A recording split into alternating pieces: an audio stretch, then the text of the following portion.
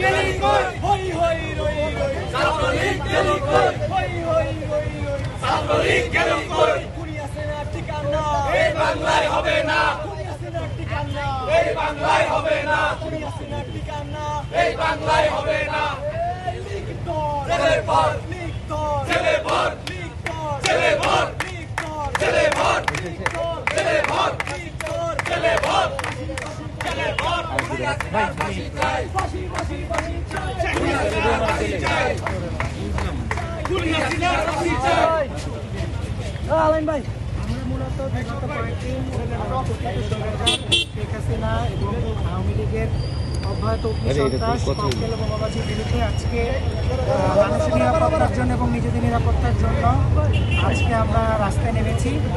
যদি আমরা মনে করি এটা আইনশৃঙ্খলা রক্ষাকারী বাহিনীর কাজ, তারা আমাদের নিরাপত্তা দিবে, তারা জনগণের নিরাপত্তা দিবে, তবে আমরা মনে করছি সাধারণ মানুষ হিসাবে জুলাইতে যেভাবে আমরা আমাদের নিজেদের নিরাপত্তা নিজেরা দিয়েছিলাম, ঠিক সেভাবে আজকে আমরা রাস্তায় নেমে এসেছি।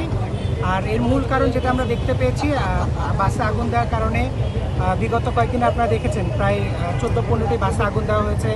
ককটেলবাজির কারণে শিক্ষার্থীদের মধ্যে জনগণের মাঝখানে একটা আতঙ্ক সৃষ্টি হয়েছে।